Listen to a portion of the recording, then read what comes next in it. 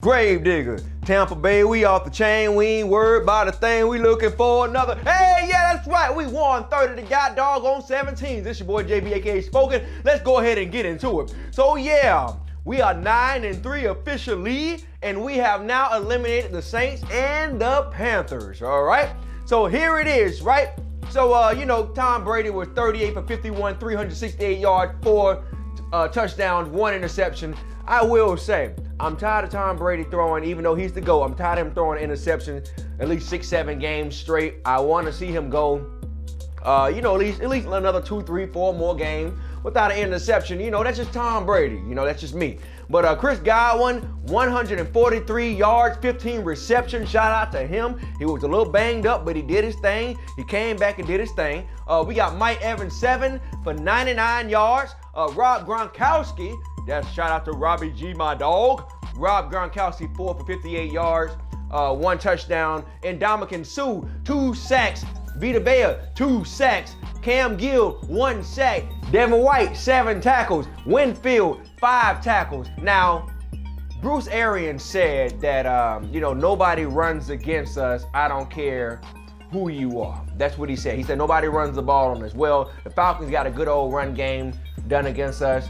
I would say that they did a good job today, giving us a run for our money. We ended up burying them cats. It is what it is. We had to really show that we have to dominate early to prepare for the postseason. That's what it's all about right now, is being a Buccaneer right now. If you're a Buccaneer right now, it's all about dominating. It's all about not playing with folks. It's all about taking advantage of turnovers. It's all about staying healthy, and just all about just being smart, okay? So the Bucs did that today. The only play I would say they weren't smart on was when Byron Leftwich called that little screen play to Leonard Fournette. Now, I don't know if Tom Brady was directed to give it to Leonard Fournette. I don't think so. I think he had many options, but Leonard Fournette was supposed to get the ball going into halftime. We were up doing our thing. I think we had like a 10 or even 17-point lead. Y'all got to correct me if I'm wrong. Y'all put it in the comments.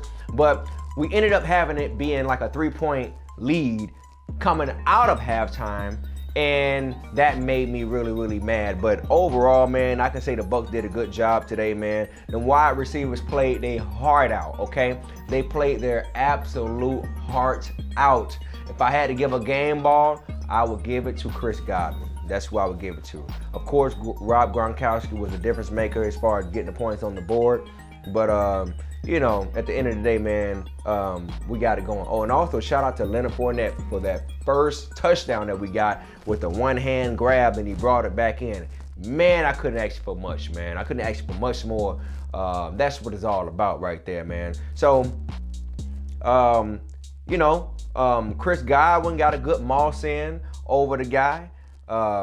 Mike Evans had a good long catch. These were pretty solid. The Bucs pretty much did a good job, man. Overall, I'm satisfied as a Bucs fan, man. I don't want to really go too far into it. I wish we had Antonio Brown, but us winning by significant numbers, it's clear as day that, yeah, we need Antonio Brown when it really comes down to it. But like I told y'all before, as long as we got Gronkowski, as long as we have Antonio Brown, just one of the two out there on that field, we're good. But anytime when both of them are on that field, man, there is a huge problem that the defense is going to have to worry about. The Bucs are coming here to play. We're coming to take your head off. Any other team that's going to face us for the rest of the season, they're going to have to worry about us really getting it in on your behind. Because right now, this is like practice to us. It's real, but it's practice, okay?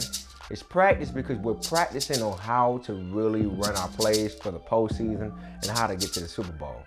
Of course, we might have to run into the Cowgirls or the Cardinals or the Packers. We'll take it. If I had to pick somebody who I don't want to play, I don't want to play the Cardinals. I don't want to play those guys. You got Kyler Murray over there killing it with the scrambling quarterback position, and he can create a lot of opportunities, a lot of space. We don't know what he's really doing when he's scrambling outside the pocket. He can pump fake it 2-3 times and get on in there to the pylon. It's like he's a very tricky cat. He's like a cat on the field. So that I will say. But hey, the Bucs are here. We are back. It's been a while. Hell, I don't think there has ever been a time in Buccaneers history when I sat there and looked and watched the Bucs play and said, you know what?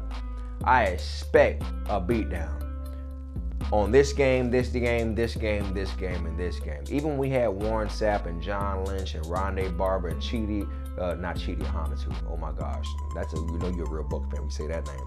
Booger McFarland, Simeon Rice, Sheldon Quarles. Anytime we had those guys, Derek Brooks, we didn't really know if we were gonna win or not, to be honest. We expected to win, but the Bucs gonna always be the Bucs. And one thing about the Bucs, I can honestly say this. I feel like even though we're certified winners, and we're going into it just thinking that, man, it's gonna be possibly a blowout, it's clear as day that the Buccaneers genes and their old habits are still rubbing off on today's players. And that is the stupid mistakes, the stupid penalties. Those are the things that make the Bucs. I hate to say it. That's the reputation of the Bucs. And if you're a real Bucs fan, you know that. You ain't even gotta be a Bucs fan to know that. So all these 6-7 games, look, I understand every interception that Tom threw these past 6-7 games, it wasn't his fault. But at least one was. At least one. And even outside of him, considering all the other players on defense and offense and all the other stuff, we have to get out of the mindset of being the goofy Bucs or the goofy Succaneers. A piece of every game always show us that, dang man, this game should have been a lot more dominant than what it looks like now. And if we can get over that little hump of stupid mistakes, stupid penalties, and self-inflicted wounds, I feel like we'll be just fine. But that stain of the Succaneers, whatever the world want to call it, is still there. I can still smell it. It's almost like every Bucs fan, whenever mistakes happen, we always say, no matter who's on the field, winning season or not, we always say, the Bucs being the Bucs. And people can see it from the outside looking in as well. So I'm satisfied. We're going to the playoffs. We need to go ahead and get that number 1 spot and seal it so we don't have to play the wild card week. I say let's keep Antonio Brown. Well, we ain't got no choice because he's suspended, all right? Mike Edwards is still suspended. They got another 2 more weeks. Shout out to Andrew Adams. He didn't really make a lot of plays like that. Shout out to Carlton Davis for coming back from the quad and the rib injury, because he had a rib injury as well. Carlton Davis has been struggling with the injuries for a while. And, good to see him back out there making those plays. I seen a couple of plays today when he did deflection, 1 or 2 deflection coming across the middle of the field, and he got his hand out there and made something happen. And that would have been very significant if the Falcons would have got that ball. So I will say this, as far as injuries and everything, I seen Sean Murphy-Bunting get hurt, I seen Jamel Dean get hurt, and I seen William Golston get hurt. So make sure you look out for the injury report this week when I report it. I'm gonna tell you what's going on, tell you who hurt, who banged up, who ain't gonna come back, who's still there. I'm gonna tell you who's having a very quiet year. Jason Pierre-Paul.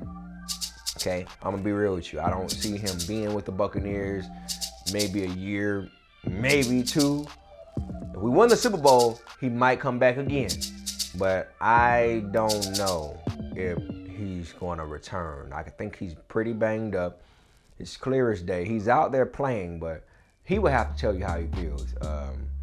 I just feel like that he's out there thugging it out, and he's making something work, and he's doing it for the squad, and his presence is very known. So Jason Pierre-Paul is one of those type of players that he doesn't have to make a lot of big plays, but his motivation is what get the guys going.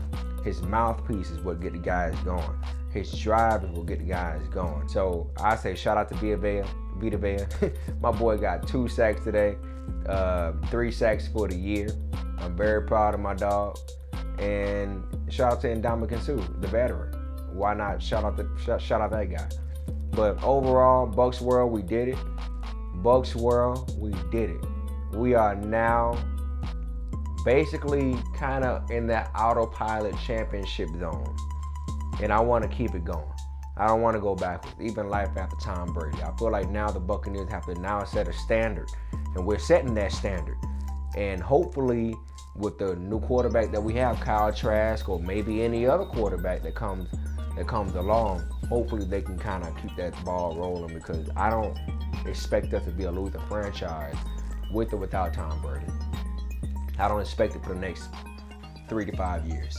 So right now, buckle your seatbelt, embrace all this right now. We've lived to see 2 championships. Maybe some of y'all live to see 1, but the real Bucs fans live to see 2. The question is this, Bucs fan, how many rings would it take for y'all to be satisfied to leave the earth on? Me, I say 3. I need 3. Just give me 3. You give me 4, I'm full. I'm full.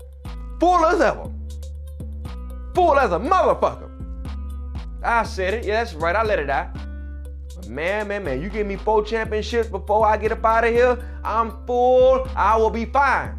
I ain't even got to return back to earth, because the Bucs done did they doggone thing. I done seen the prime of the prime. But I'm happy, man. Tom Brady's bringing a lot of money to the city, Tampa Bay, around. He bringing a lot of money to Florida in general. So, hey, it is what it is. Bucs world, all right? Grave diggers. Tampa Bay, we off the chain. We ain't worried about a thing. We looking for another rain. We some grave diggers. Ty Bowles, he a beast. 3-4 or 4-3. Either way he bringing, he a grave digger. Your 24, he a grave digger. A Get Live 45 is a grave digger. We way out hard up on our sleeve. We don't even keep score. We just run it up and leave.